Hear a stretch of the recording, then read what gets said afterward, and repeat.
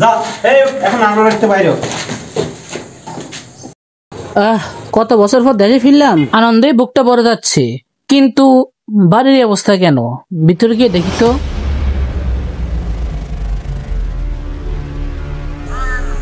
এই করিম, আসছিস নাকি রে ভিতরে? ওই তুই? এই কে ওখানে? এত চিল্লাচিল্লি করো কেন? এই আমি রহিম, তোর বড় ভাই। আপনি এই সময় বাড়িতে কেন আসছেন? কি বললি? আমি কি অপরাধী নাকি? নিজের বাড়ি ঢুকতে অনুমতি লাগবে? এখানে সমস্যা কোথায়? এত পরিশ্রম করছি আমি, তারপর আমার অনুমতি লাগবে এখানে ঢুকতে? এই বাড়ি এখন আমার নামে, জমিও আমার নামে, কাগজপত্রও আমার নামে। আপনি বাইরে থাকেন তো বাইরেই থাকেন। এই বাড়ি তুই নিজের নামে করলি? আমি যে দিন রাত খেলে টাকা পাঠাইছিলাম সে কথা তুই ভুলে গেছিস? আমি বলি নাই ভাই, এখন নিয়ম অন্যরকম। কে কাকে টাকা পাঠাইছে তার কোনো প্রমাণ আছে? আপনি কি করেছেন এগুলো কি এখন কাগজে কলমে প্রমাণ আছে? তাছাড়া বর্তমানে তো এখন কাগজ কলম ছাড়া উপায়ই নেই। করিম, তোর আমার সম্পর্কে কি কাগজে?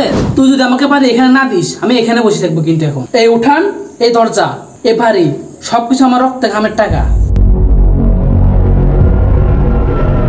আপনার কষ্ট বুঝি, কিন্তু এখন আমি এখানে থাকি, আপনি থাকলে ঝামেলা হবে। রহিম, আমি জানি তুই ভয় ফেস। কার টাকা এই ঘর? আমি যদি সত্য বলি সবাইকে, সবাই একবারে বুঝে যাবে। যা এই এখন আমরা বাড়িতে বাইরে।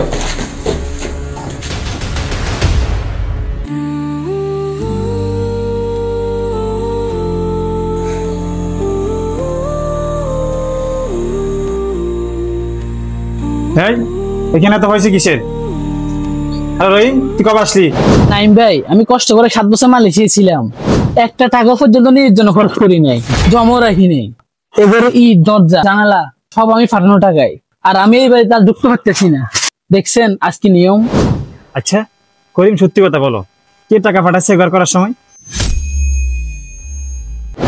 ভাই, টাকাগুলো রহিম ভাই পাঠাইছিল, কিন্তু আমি ভাবছিলাম উনি তো বিদেশেই থাকেন, আমি তো একাই থাকি এখানে, তাই নিজের নামে কাগজপত্র করে ফেলছি। সেটাই তো সমস্যা করিম, কাগজের নামে মানুষ নয়, নেই অন্যায় দেখে মানুষ। তুমি যদি তোমার ভাইয়ের রক্তের ঘামের টাকায় ঘর দখল করো, সেটা আল্লাহর দৃষ্টিতে কঠিন অপরাধ। আমি ভুল করেছি নাইম ভাই, ভাইয়ের প্রতি অবিচার করছি।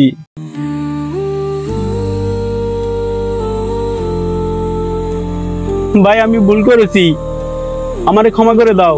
তুই ভাই আমার, তোর কষ্ট আমি সহ্য করতে পারি না। আমি চাই আমরা আবার আগের মতো হই।